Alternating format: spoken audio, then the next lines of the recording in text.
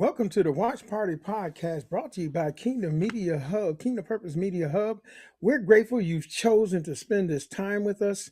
Today's conversation centers on purpose, stewardship, and what it really means to live an aligned life. Our guest brings a thoughtful perspective on productivity, calling, and personal transformation. We're joined by Scott, a coach, small business owner, author, podcast host who helps others master their time, their talent, and their treasures so they can live out their calling with intention. Scott, welcome to the Watch Party podcast. Thank you for being here. Thanks so much for having me. I really look forward to our conversation.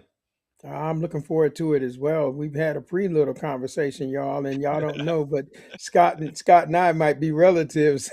Yeah, we were discussing Weathersby, which isn't that common of a name. Is my No, it's my not. mother's adopted maiden name. Technically, she was adopted by a Weathersby, so we're probably related somewhere down the line. I don't know where Yes, or when, but odds are good. yes, sir.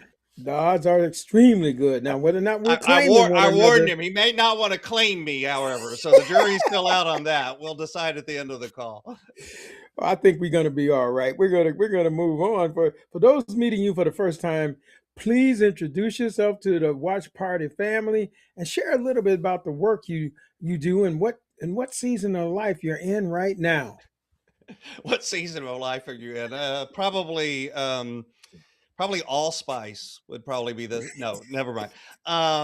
Sorry, I'm deadly serious. I never make jokes. So what basically I started my career, I actually went to school to go into medical research. I did that for a little while, figured out that was about chasing grant money. Didn't really want to chase grant money the rest of my life, so I pivoted and I became a science teacher, a school teacher, first in public school, then in private school. Taught science here in the great state of Texas for about 16 years. Loved it, enjoyed what I did. Kind of discovered looking back on it now that the kind of teacher I was a little weird, in that I took a coaching approach to teaching. I wasn't one of those teachers that stood at the front of the room and lectured for 45 minutes and said, do the worksheet at the back of the chapter and all of that stuff.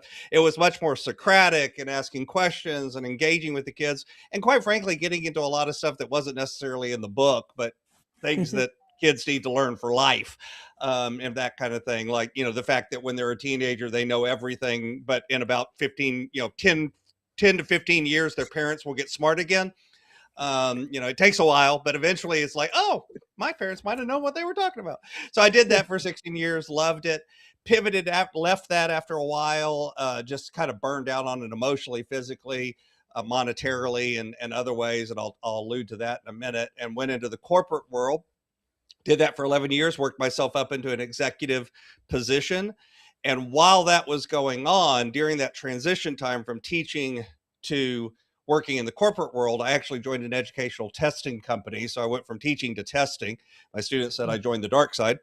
But what happened is my wife and I personally were going through this journey where we discovered, I looked up one day and I realized we had more debt than I made in a year when I was teaching. I began to feel a loss of purpose. Began to feel that I wasn't a good husband. I wasn't a good provider. I wasn't a good father. All of these self-conscious things going in. I actually became suicidal because of finances. Began to think about how I could end it because, quote, I was worth more dead than alive, at least in my mind. That was the story I was telling myself. I was trying to protect my wife from the financial stress, and she was trying to protect me from the stress. So we weren't communicating, we weren't talking. We were probably headed towards divorce. And eventually, during the midst of that, I heard a message that came to me. Looking back on it now, I realized this wasn't a coincidence. This was God acting in my life.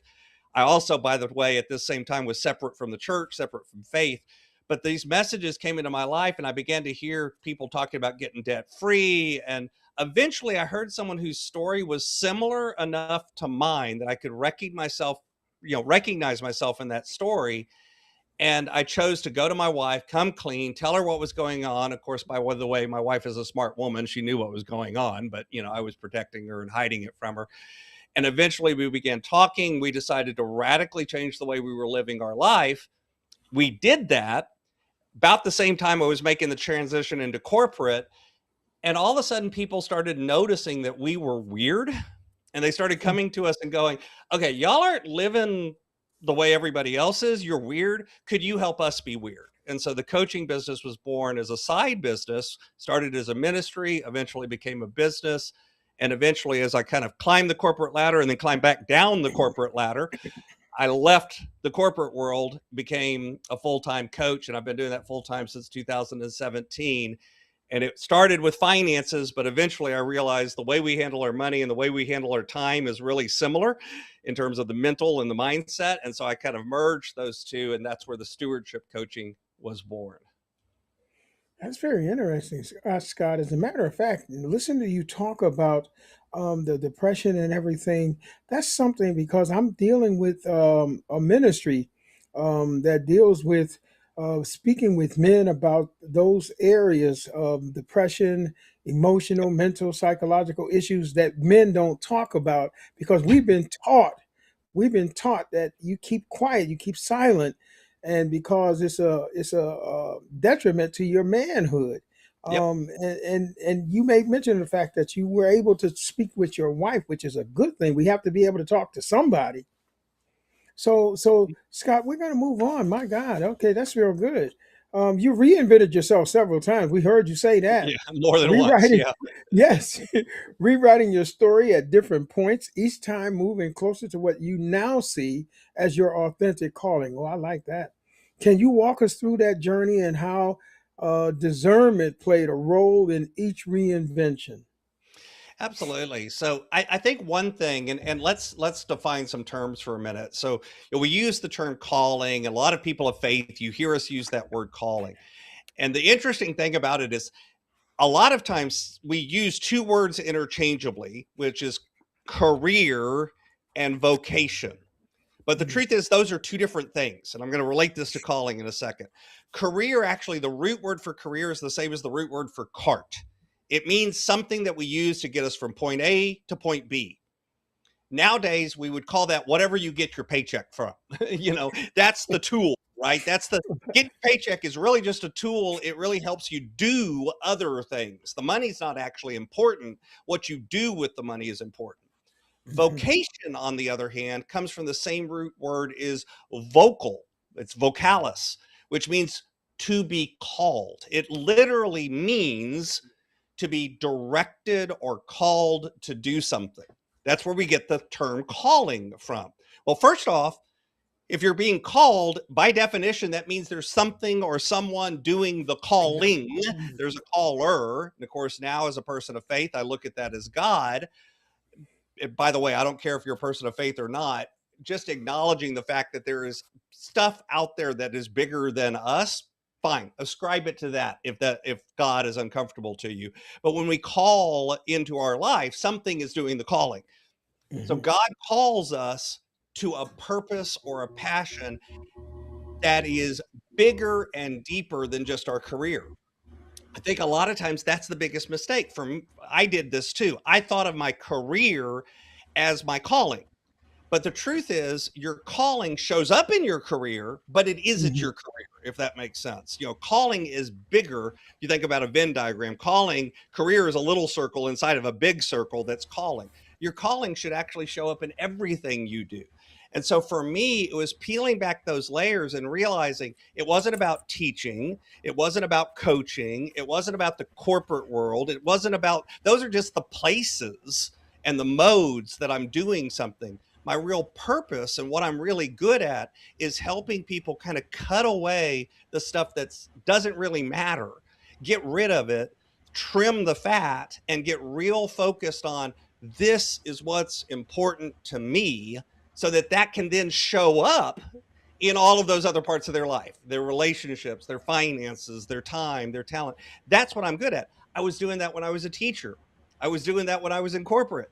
I'm doing it now when I'm coaching. So it's not the career part, it's the purpose part that is really our calling. And that's what I recognized and finally realized. Oh, okay. I don't know. 5 years from now, I might be living this out in a completely different way. It may not look like what it looks like today, but that's okay because the calling is about the journey, not the destination. That's right. And something else that I hear as I listen to you speak, and I know it to be so, passion. Absolutely. Yeah. I I mean, say I whatever you're love passionate talking about. about this stuff, you know. It's interesting because it's a feedback loop. Okay, what I mean by that is you'll hear people say, "Go do what you're passionate about," and I agree with that, and I also disagree with that. And here's what I mean. I don't think we always know what we're passionate about until we've done Mm, it, if that makes sense. So mhm. sometimes it's about experimenting and trying things and leaning into that thing that's uncomfortable and new. And man, I've never done this before. Great, go do it. You know, and then you'll get some feedback that tells you, oh, wow, this is awesome. It's like, public speaking. A lot of people are terrified of public speaking. I'm not going to say everybody because I'm not, but a lot of people are terrified of public speaking. Everyone tells you that, public speaking is scary. The first time I got an opportunity to get on a stage and talk to people, I was like, this is a blast, and if I had listened to everybody else, because I'm an introvert, I am not wired to go out and, be this person. I know that's weird, right? But I love talking and presenting as long as it's on something I care about. So all of a sudden it was like, oh, I can do this, even though all of the outside signals were, oh, you can't do that. Don't do that. You're not going to enjoy that. So then it is sometimes about recognizing, man, you don't actually know what you love and what you don't love and what you're passionate about until you experience it. So go experience stuff. And you just I don't think it was strange because people don't believe it, but I'm an introvert as well. Oh, yeah. I've had the ability to write. I didn't know it was a gift until I got saved, but I could write my entire life for ever since I started writing, and I was very expressive in my writing. And then all I did was when I started to speak more and be more outward in what I did, I just translated way I wrote, and it came out verbally. And see, So I'm the opposite. I don't like to write. I'm good at it. I don't like it. I don't enjoy it. So like when I yeah. was deciding how to go put myself out there, I'm like, I'm not writing a blog. I'm starting a podcast because it's like, dude, stick a microphone in my face. I'll talk all day long. I know, shocking. But Yeah. it doesn't bother me to talk, but it bothers me to write. I just don't enjoy it. It's work for me. But Yeah. I've written a book, because what did I do? I took my gift, which was speaking, and said, okay, how can I use that gift and turn that into the written word? That's just a modality. So you went from writing to speaking. I went from speaking to writing. That's some Same weird thing, stuff different going on directions. here. Yes, sir. All right, Scott, this is real good. Now, part of your story includes a serious financial challenge that affected your mental health and your marriage. As you feel comfortable, can you share what that season was like and what ultimately helped you and your wife come through it stronger? Yeah, that was what I was alluding to earlier when I said I was suicidal about finances and all of that. I'll unpack a little bit more for folks, because somebody out there, some gentleman out there, some lady out there, you might hear yourself in this story. And this is Mhm. honestly, people all the time are like, "Why do you share that?" I'm like, because somebody sharing their story is what made me go, "Huh." So I'm going to share mine, because somebody out Right. there may hear it and go, "Huh." So this is the huh moment for some of you. I was at the time I was school teaching. I was I was in a private school. We'd work really late at night on science fair. That this was a private math and science academy. Science fair to them was like football in most Texas schools. It was their thing, man. They would be there till midnight. These kids were doing graduate level work. I mean, seriously, Ooh. they were doing stuff that could be published in journals, and yet they were high school kids. So I'd be up there, sometimes 10, 11, 12, 1 o'clock in the morning, helping them run projects and do all of this work. Then I'd pop in the car and I'd drive home, and my commute was about an hour and a half. So I'd be Mm. driving home late at night, and I was always thinking about, man, I'm working so hard, but I'm not really getting paid that much. And, we've got more debt than I have finances. We've got life insurance.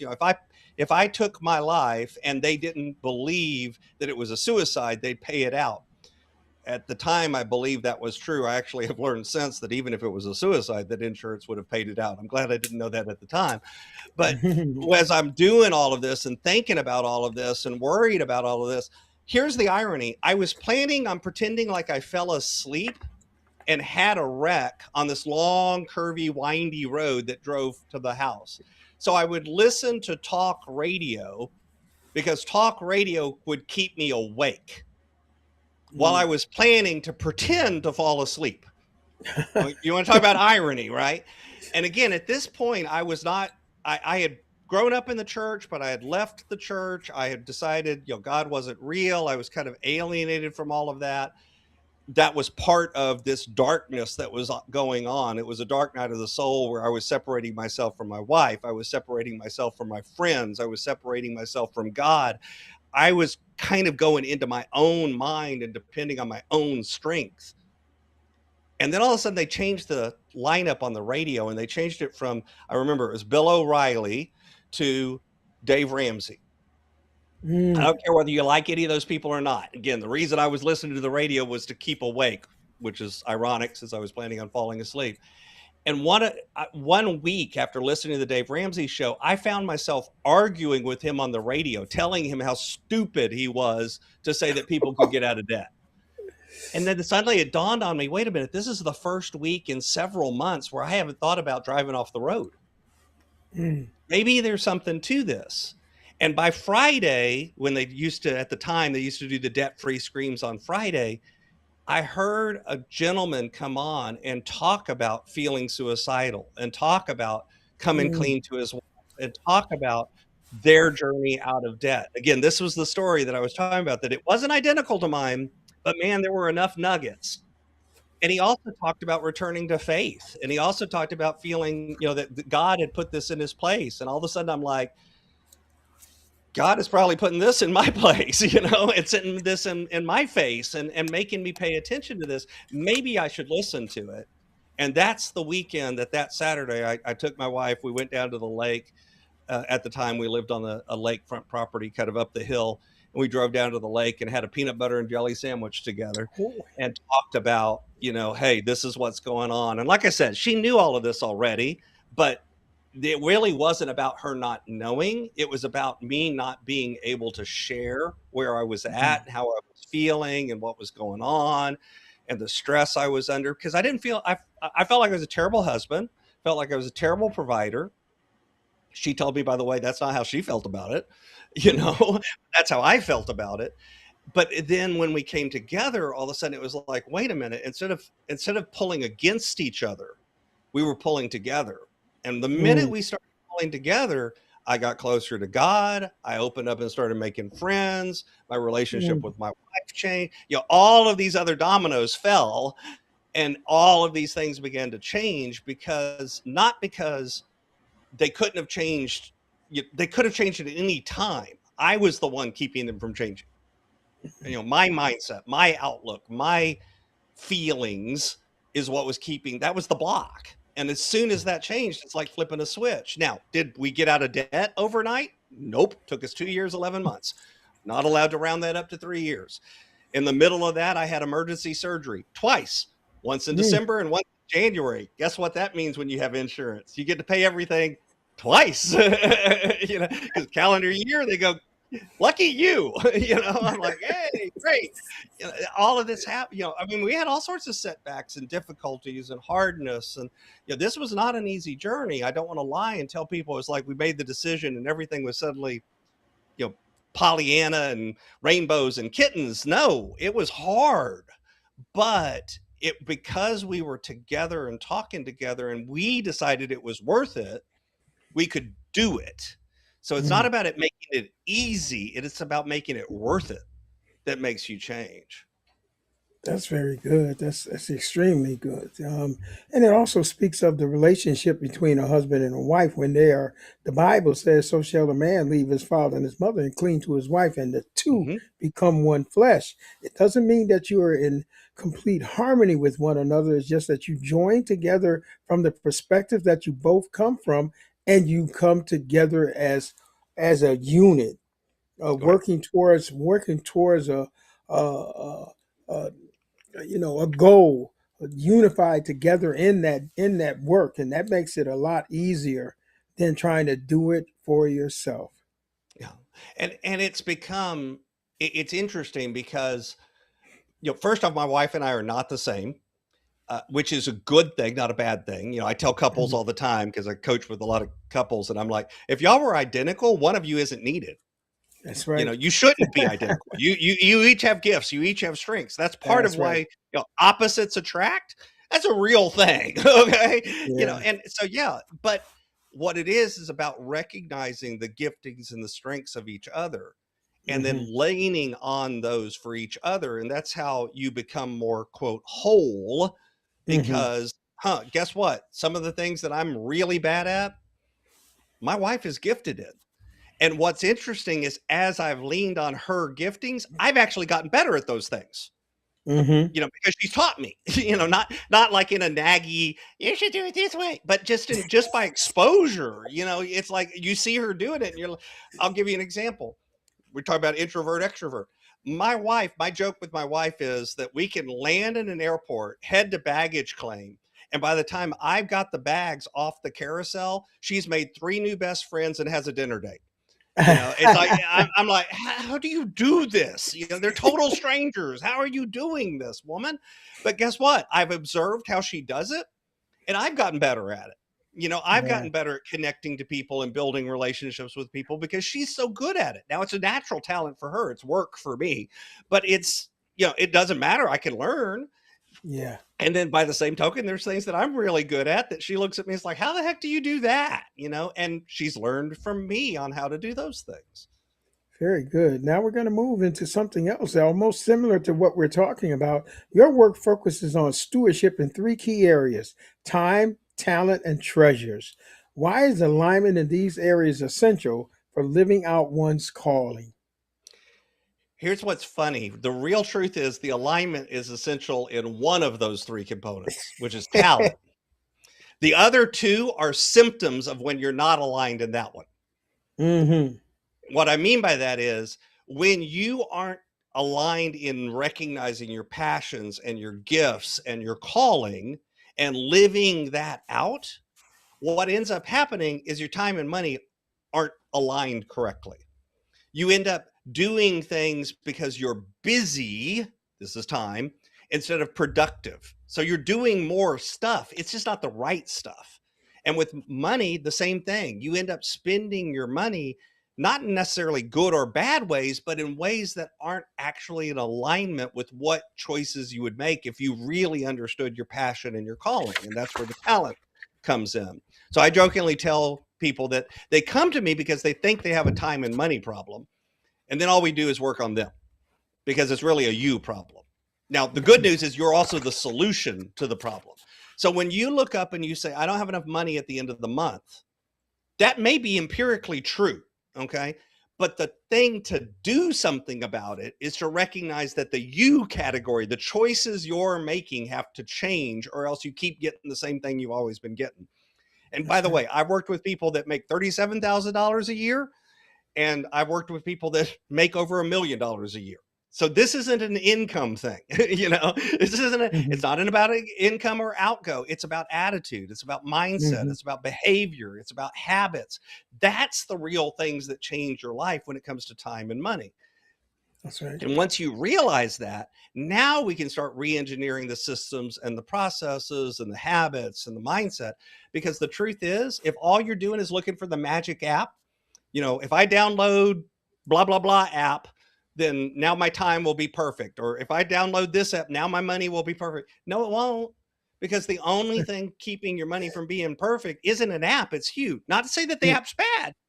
Okay. The apps can be great because they can give you insight, they can give you information. But information and insight by itself without action, nothing changes. So you've got to put it into action at the end of the day. And so what I do as a stewardship coach is help people put purpose into action so that things begin to change in a way that makes them more aligned. You just set up a segue for the next question. Many people are busy but not fulfilled. How do you help people shift from busyness to purposeful productivity? I'm going to give everybody a real quick trick. Okay, here's a word trick. You have to remove the statement, I don't have time for that, from your language. You're just no longer allowed to say that. Instead, here's what you have to say: that's not a priority for me right now. Because stop and think for a minute. Really and truly, when you say that I don't have time for that, what you're actually saying is something else is more important than that thing. Mhm. I'm going to spend my time another way. Because guess Mhm. what? You're always spending your time. Right now, you're spending time interviewing me. There's a million other things you could be doing right now. But Mhm. you've decided, hopefully, intentionally, this is a good use of my time. This is what I should be doing. This is a productive use of my time. So what Mhm. ends up happening is a lot of times people just default to busy. And all busy is getting stuff done. I could offer to pay you $100 a day to go in my backyard, and I've got a pile of rocks on one side of my yard, and I want you to pick up a rock and carry it to the other side and put it in a new pile. And then go back to the pile of rocks and carry a rock one at a time, carry the rocks from one side of the yard to the other. And when you finish piling up the rocks and there's no more rocks, just take them from the new pile and carry them back to where the old pile was. Do that all day long, and I'm going to pay you $100 a day. Would you take it? Absolutely. Okay. But is there a point where you would have enough money that you would look up and go, I ain't doing this anymore? There may be. Okay. And by the way, if you had said no to $100 a day, I was going to say, okay, how about for $1,000 a day? Or Oh yeah. $5,000 a day, or Oh yeah. $10,000 a day. Oh yeah. By the way, everyone has different numbers, but everyone has a number that I will eventually say out loud that will make them go, "Ooh, I'd do it for that." But it's all different. But even then, most people realize, you know what? Eventually, I get tired of moving rocks, and I got enough money in my bank. I don't need to move rocks anymore. Yeah. I can just stop moving rocks. I got $10,000 or $100,000 or $1,000,000 or $10 million. I don't know what it is. And depending on the number, you could get there in different ways. See, that's busy. It doesn't have a purpose behind it. You're not building a wall with those rocks. You're not building a cathedral with those rocks. You're just moving rocks. Productive is moving rocks for a purpose. All of a sudden, if I told you, you're not just building, you're not just moving rocks, you're building that cathedral. Man, now all of a sudden it's like, you're going to move rocks a lot longer for a lot less. It's no longer $100 a day for you. Maybe it's $10 a day because there's a purpose behind it, especially if that purpose aligns with your purpose. And so That's right. this is what I'm talking about when I'm talking about the difference between busy and productive. So let's go back to that, taking that language out. Imagine for a minute, you're sitting there in your cubicle. A lot of us work in cubicles, right? You're sitting there in your cubicle and you're typing away. It's the end of the day, and your coworker comes over and goes, "Hey, Dr. Arthur, don't you have your daughter's soccer game tonight? Shouldn't you be making it to your daughter's soccer game?" And you look up and you go, "Well, I'm too busy to make it to my daughter's soccer game." Your coworker is going to kind of commensurate with you. They're going to put their arm around you. They're going to say, "I know, I'm busy too. Work sucks, and too bad, so sad." And you're going to go back to typing away on the computer or whatever, and you're going to miss your daughter's soccer game. If, on the other hand, you look at your coworker and you say, "You know what? It's just not a priority for me to make it to my daughter's soccer game. That's not a priority for me." Your coworker is probably going to smack you upside the head. Your coworker's going to look at you and go, "Dude, what do you mean it's not a priority to you to make it to your daughter's soccer game? Work will wait. Go to your daughter's soccer game." And so by literally changing the way you say it, you'll sometimes make different decisions. By the way, there may be a situation where getting that work done is the priority. And it's Mhm. true. Going to your daughter's soccer game is not the priority.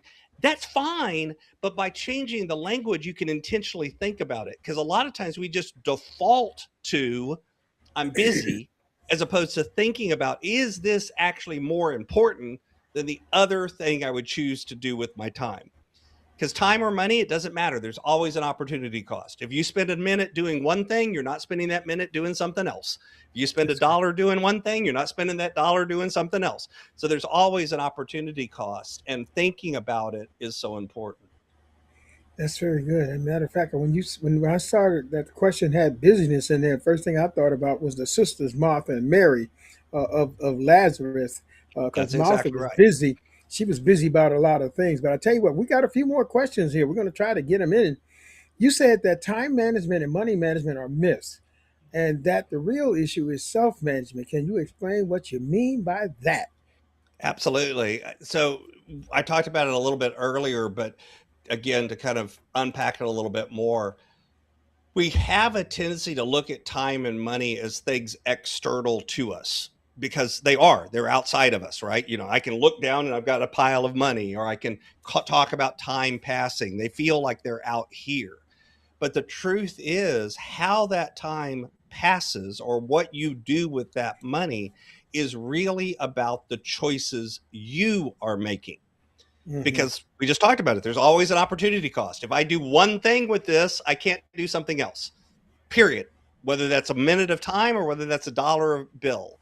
So when you recognize that there's always a trade-off, then it's about stepping back and being very intentional and thinking, if I only had a dollar, what would be the most important way to spend it? If I only had $2, what would be the most important way to spend them? If I only had $3 or $4 or $5 or $50,000, whatever it is, because it turns out, by the way, again, this isn't an income thing. This isn't an outgo thing. This is a mindset thing, because I don't care how much you make. There's always choices. They're different choices. Again, I've worked with clients that make $1 million a year. They have some opportunities to make some choices that somebody making less than that doesn't have. It's a fact. But that doesn't change the fact that there's those choices involved. And so when you think about choices, well, who's the person making the choices? Hmm. You are. And you always have the power of choice. You have to recognize that. So here's another word you have to remove from your language. I had to.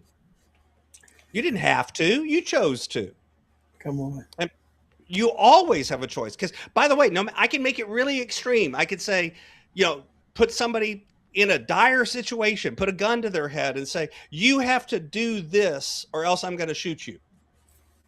And you know what? If you did that to me, there are some things that you could tell me to do that I'd look at you and go, you're just going to have to shoot me. I'm not doing it.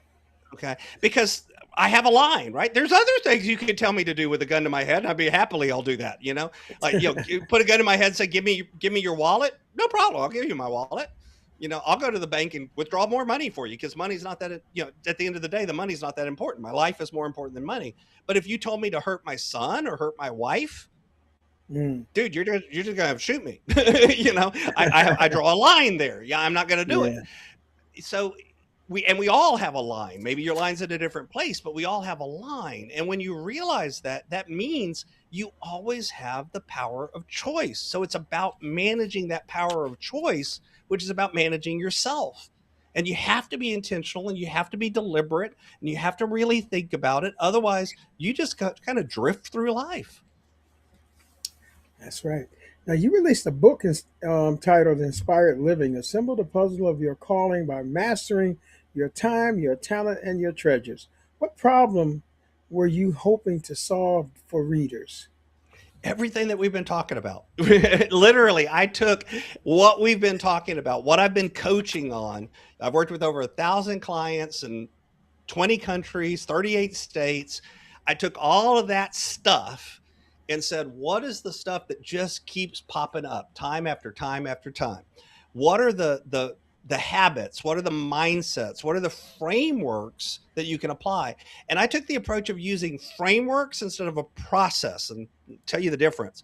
A process only works if you start at the same point and end at the same point.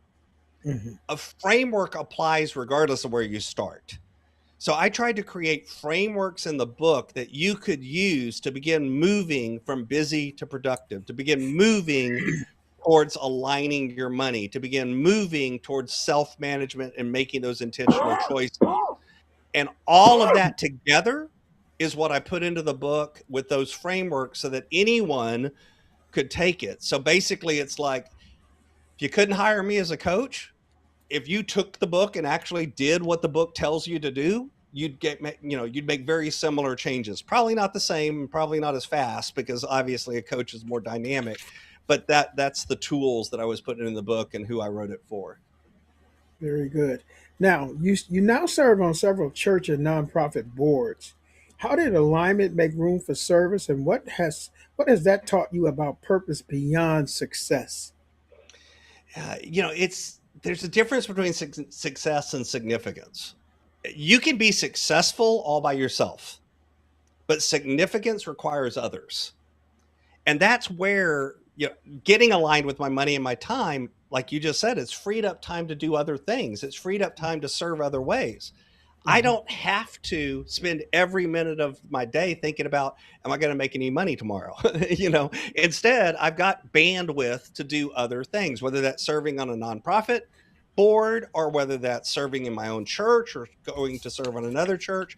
I'm, for instance, I'm certified where I can preach and fill in the pulpit fill for the denomination that I belong to. I go do that. All sorts of things to try to lift up others.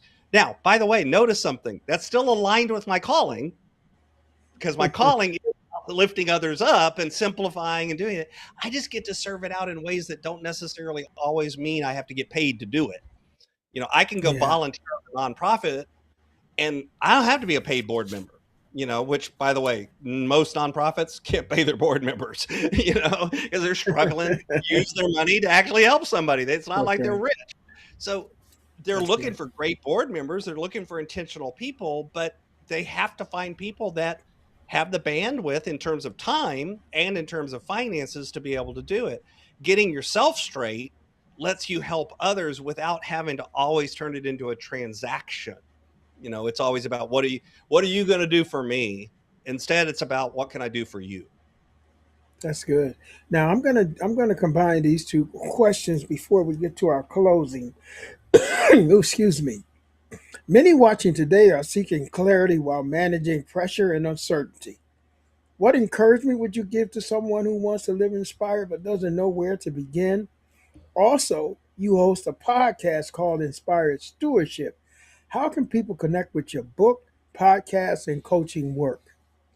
Absolutely. So, first off, the inspiring thought. And this is both inspiring and scary, but it's true either way. And here's what I'll tell you. I think it's important for all of us to recognize that our life is a film strip, not a photograph. And what I mean by that is no matter what is going on in your life, I don't care if you're at the top of the mountain and everything is going perfect today, and man, your year is kicking off and everything is fantastic, or whether you're at the bottom of the valley in the deepest dark night of the soul, that moment when it just feels like everything is hopeless. Here's what you have to remember: tomorrow will be different. A Hmm. week from now will be different again. A Yeah. month from now will be different again. A year from now will be different again. Keep moving forward. Your life is a film strip, not a photograph. It's not about getting it right the first time. It's not about making everything perfect. Hmm. It's about learning and growing. And once you lean into that as a reality, man, all of a sudden it's like this, for me at least, those, I still suffer from clinical depression. I still suffer from those thoughts, but I can deal with them a different way because I recognize that, tomorrow's going to be different. Hmm. Tomorrow's going to be different. It might be better, might be worse. I just know it's going to be different. And different is okay. So That's if right. you lean into that, you discover that. And again, you can find out more about the work I do. You can get some free resources if you go over to my website, which is inspiredstewardship.com, and then just put in /watch for watch party. So that's at inspiredstewardship.com /watch. You put in there, there's information about my book, information about my podcast. There's some free resources you can get, as well as if you'd like to jump on a call and have a 30-minute conversation with me, you're welcome to do that as well. And you can find all of that at inspiredstewardship.com /watch. All right, Scott, we're going to ask you, if you don't mind, final thought or a short prayer you'd like to offer to those seeking alignment and clarity. Absolutely. I can pray for a moment. Heavenly Father, as all of us come to you recognizing your power and might, let us remember it is about your will, not ours. It is about us aligning our purpose and our passions with the giftings and the calling that you have put into our heart, into our mind, and into our soul.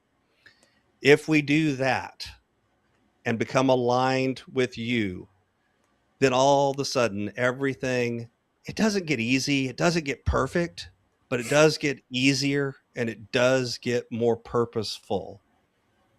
So let us lean into that moment as we follow you In the name of our God's holy Son, Jesus Christ. Amen. Amen. Amen. Well, Scott, thank you for sharing your story and insights with us today. Family, if this conversation resonated with you, take time to reflect on how your time, talent, and treasures are aligned with your calling. Until next time, stay encouraged, stay intentional, and stay kingdom focused.